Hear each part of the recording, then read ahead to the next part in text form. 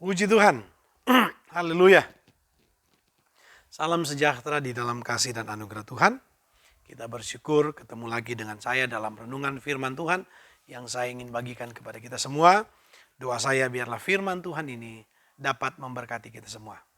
Baik saudara-saudaraku yang dikasih Tuhan, segera sebelum kita akan membaca dan merenungkan firman Tuhan, saya ajak kita semua untuk berdoa.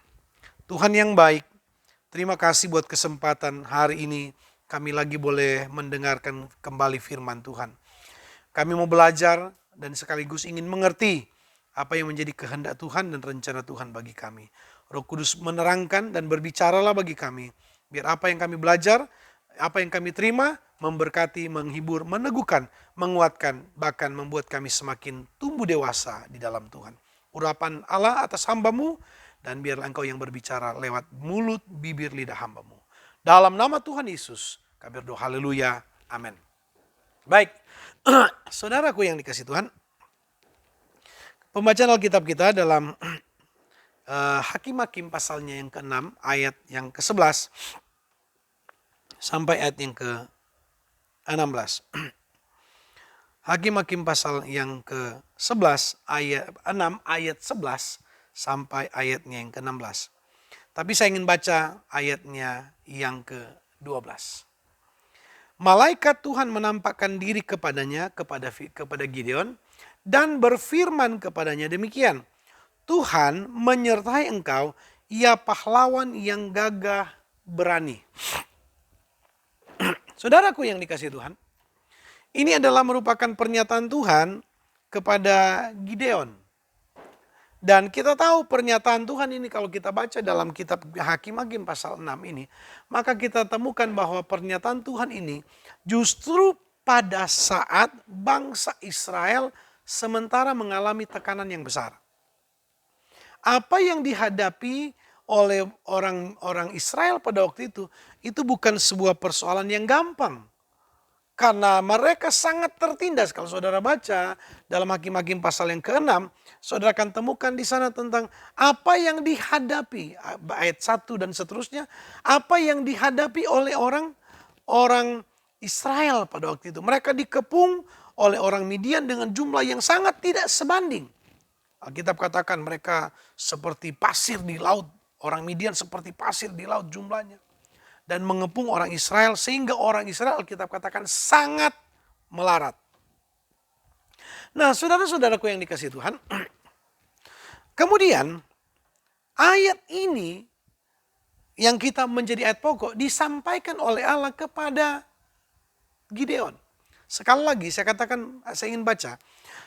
Malaikat Tuhan menampakkan diri kepadanya dan berfirman kepadanya demikian. Tuhan menyertai engkau. Ia pahlawan yang gagah berani. Saudara, waktu saya mau katakan, waktu alam atau malaikat Tuhan menyampaikan pernyataan ini kepada Gideon. Gideon bukan sementara berperang. Justru kalau kita baca pada ayat-ayat sebelumnya, dia sementara mengirik gandum dan dia bersembunyi, sambil bersembunyi.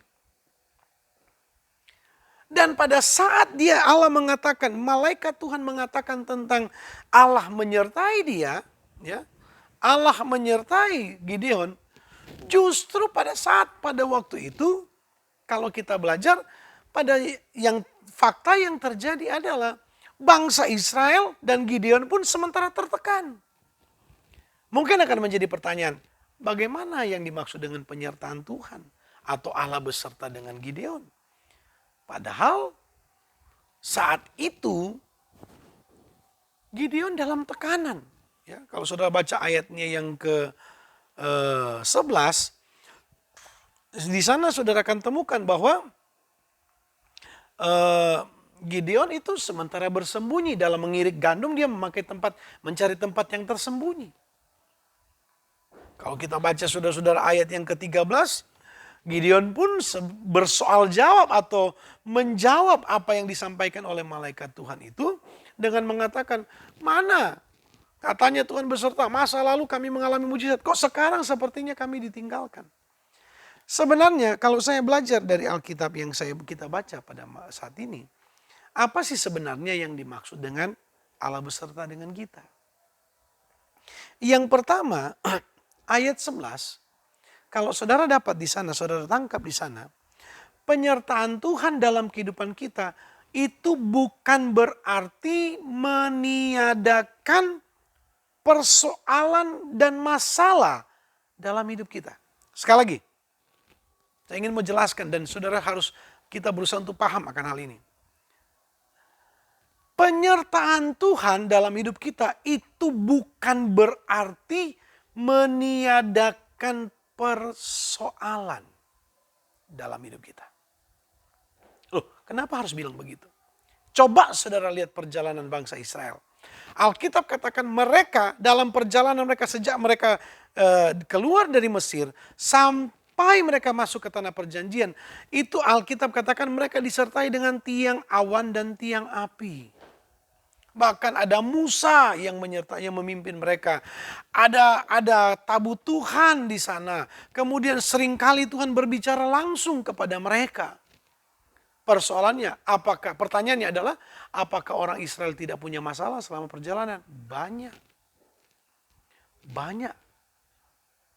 Mereka banyak sekali mengalami persoalan. Mereka pernah merasakan lapar dan haus. Mereka sudah bosan dengan makanan yang setiap hari. Mereka ingin makan daging. Dan kemudian banyak hal. Mereka menghadapi orang Amalek dan peperangan-peperangan yang lain. Selama perjalanan 40 tahun. Apakah kemudian itu saudara atau kita akan berkata apakah itu meniadakan penyertaan Tuhan? Tidak. Saya ingin tegaskan kepada kita. Penyertaan Tuhan dalam hidup kita itu bukan berarti akan menghilangkan masalah dari dalam hidup kita. Atau membebaskan kita dari persoalan. Tidak. Saudaraku yang dikasihi oleh Tuhan.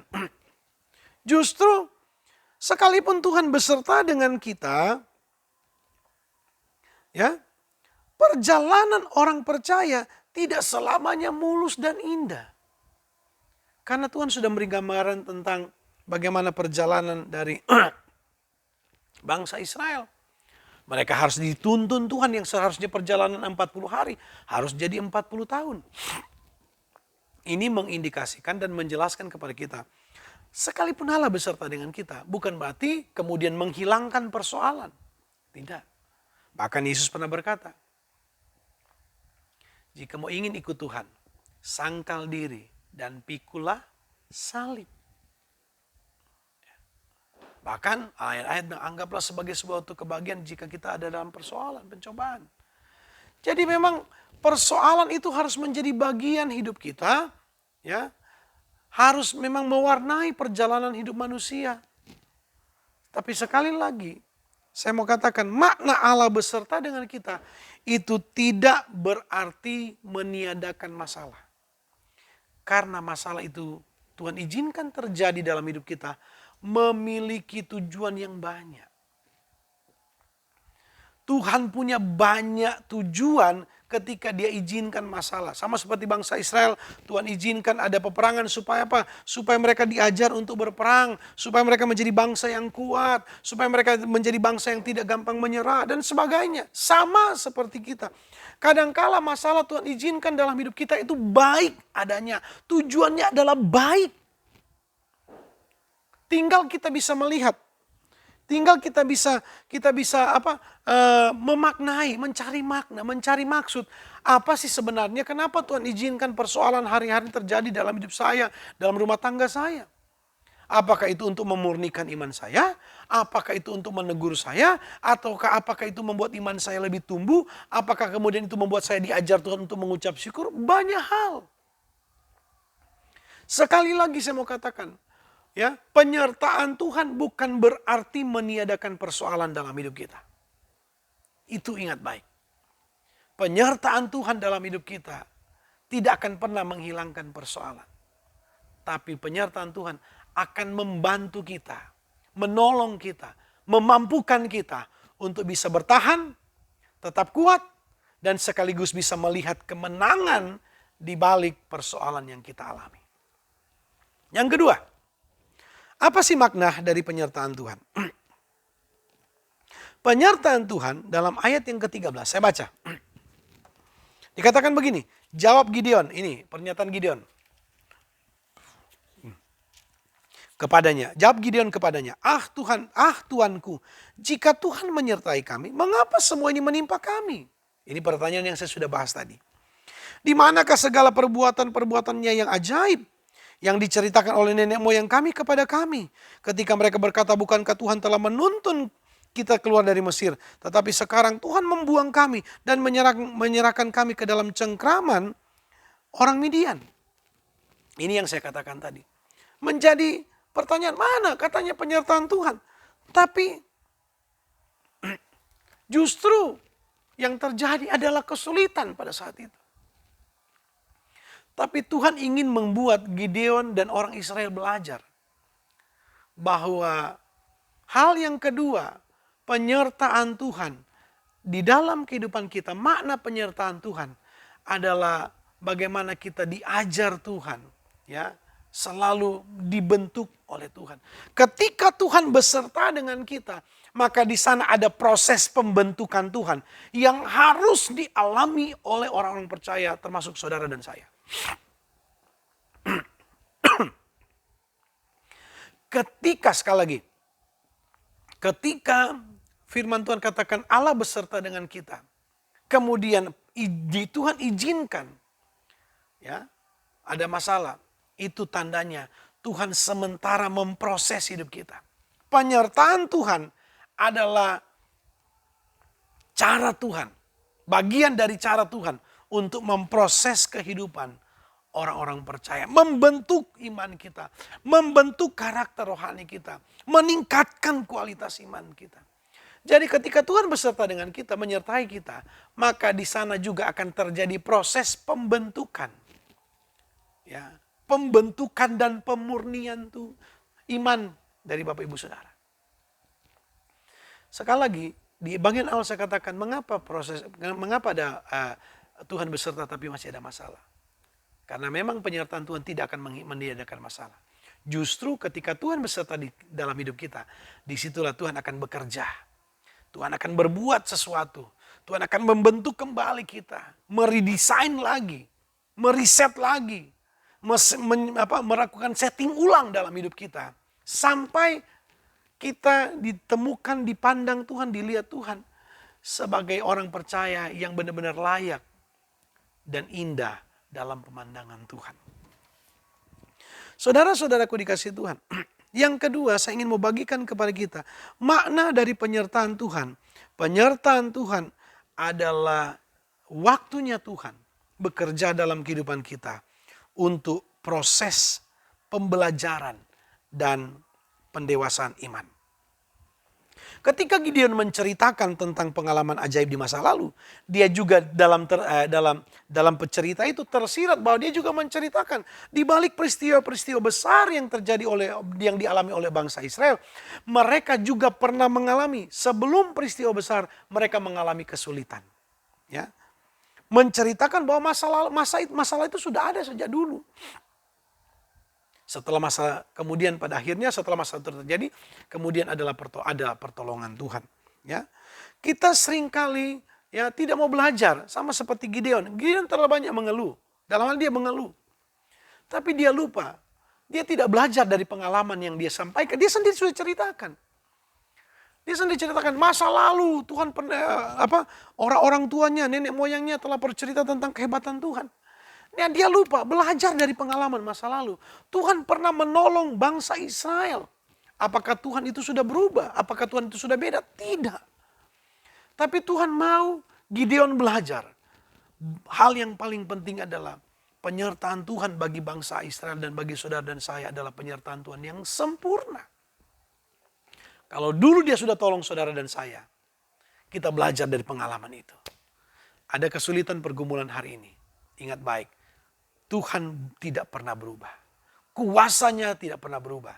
Dan saya percaya janjinya dia akan terus menyertai hidup kita. Di tengah-tengah penyertaan itu memang ada proses pembentukan. Tapi percayalah Tuhan akan membuat kita menjadi bejana yang indah. Benda yang indah. Sesuatu yang berharga, yang mulia, yang dipandang layak oleh Tuhan kita. Nah, saudaraku dikasih Tuhan, tentang cerita yang disampaikan saudara oleh Gideon tadi dalam ayat 13, dia juga ingin menceritakan tentang bagaimana cara memandang masalah, cara menghadapi masalah, dan kemudian cara menghadapinya. Ya, cara menghadapinya. Semua dia katakan tadi. Itu makna-maknanya dari apa yang disampaikan. Dan inilah yang sebenarnya diinginkan Tuhan untuk kita belajar. Ya, masalah itu Tuhan izinkan terjadi dalam hidup kita supaya kita memiliki cara pandang yang benar terhadap masalah itu. Kemudian kita menentukan langkah apa yang harus kita lakukan, dan kemudian dampaknya dari apa keputusan yang kita ambil. Ya. Cara pandang akan menentukan langkah yang akan kita ambil. Dan langkah yang kita ambil itu akan menentukan hasil yang akan kita capai. Saudara, saya mau ingatkan kepada kita. Lihatlah, kalau kemarin kita sudah melihat begitu banyak mujizat. Hari ini ada mujizat? Ada. Besok masih ada mujizat? Tetap ada. Hari ini ada persoalan? Akan ada. Besok masih ada persoalan? Akan ada. Tapi ingat, kalau kita belajar dari apa yang Tuhan sudah buat dalam hidup kita, maka kita akan tetap beriman. Sebab kalau dulu Tuhan tolong, asal kita percaya, hari ini, besok, Tuhan akan dan pasti akan menolong. Inilah proses pembelajaran iman. Penyertaan Tuhan dalam hidup kita itu tidak akan meniadakan proses pembelajaran iman. Justru dengan Tuhan beserta dengan kita, di sanalah akan terjadi proses pembelajaran dan pendewasaan iman. Yang ketiga, ayat 14. Mari kita lihat. Bilang ya, Hakim-Hakim pasal yang ke-6 ayatnya yang ke-14. Dikatakan begini. Lalu berpalinglah Tuhan kepadanya dan berfirman, pergilah dengan kekuatanmu ini dan selamatkanlah orang Israel dari cengkraman orang Midian. Bukankah aku mengutus engkau? Nah, saudara, penyertaan Tuhan itu memang benar-benar artinya Tuhan tidak akan tinggalkan kita. Penyertaan Tuhan, bagian ketiga, makna penyertaan Tuhan. Yang pertama adalah makna penyertaan Tuhan tidak akan menghilangkan masalah. Makna penyertaan Tuhan yang kedua adalah berbicara tentang Tuhan bekerja di sana. Dalam penyertaan Tuhan artinya dia akan bekerja dalam memproses, membentuk, dan mendewasakan iman kita. Dan yang ketiga, penyertaan Tuhan itu memiliki makna bahwa Tuhan tidak akan tinggalkan kita. Ketika kita menghadapi persoalan, ketika kita menghadapi tantangan, ketika kita menghadapi masalah, saudara harus ingat saudara tidak sendiri dalam menghadapi persoalan ini. Saudara tidak sendiri, Tuhan tidak akan biarkan kita. Karena apa? Karena Tuhan akan berikan kita kekuatan sekaligus kemampuan untuk bisa menghadapi, mengalahkan, dan jadi pemenang. Itu janji Tuhan. Sama seperti apa yang dikatakan oleh Allah kepada Gideon. Pergilah dengan kekuatanmu, kalahkan orang Midian. Karena Tuhan yang suruh, Tuhan yang perintahkan. Disinilah yang kita harus belajar. Pada poin yang ketiga yang saya ingin bagikan.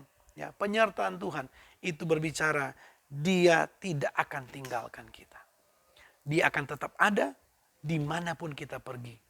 Apapun yang kita hadapi, dia tetap menyertai kehidupan kita. Sekali lagi, penyertaan Tuhan itu bukan temporer.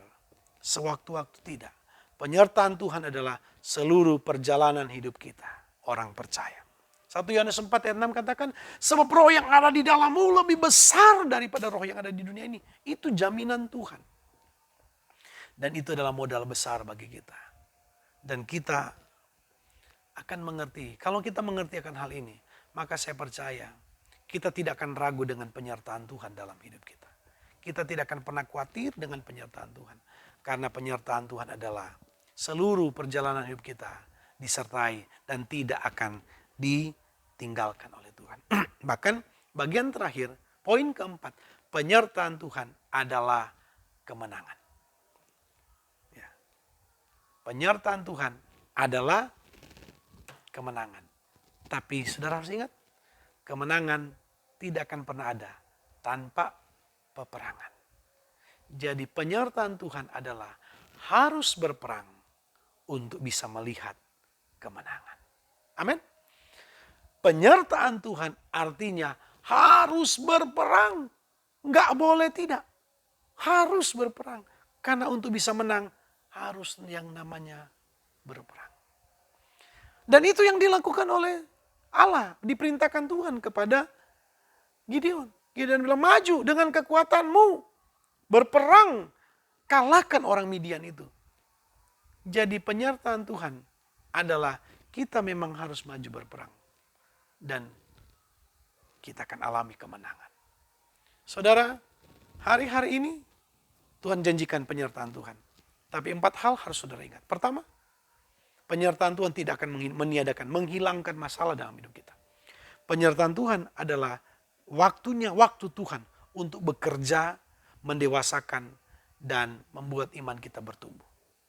Yang ketiga, penyertaan Tuhan adalah berbicara tentang kekuatan, kemampuan, dan penyertaan Tuhan di dalam kehidupan kita. Dan dia tidak akan tinggalkan kita.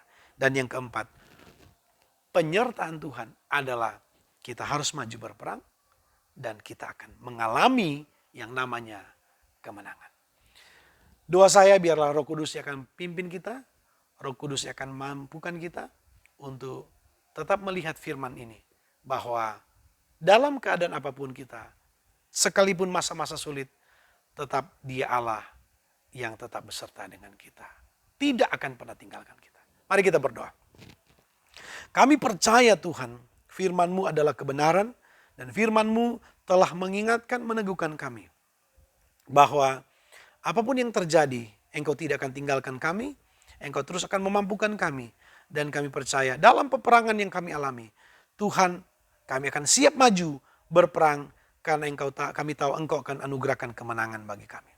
Roh Kudus, biarlah Engkau terus berbicara dalam hati kami. Meteraikan firman yang sudah kami dengar, menjadi rema kekuatan bagi kami. Terpujilah Tuhan, kami sudah berdoa dalam nama Tuhan Yesus Kristus. Haleluya. Amin. Doa saya, biarlah firman Tuhan yang kita dengar dapat memberkati kita semua. Akhirnya Tuhan Yesus memberkati kita dan Immanuel. Haleluya. Puji Tuhan.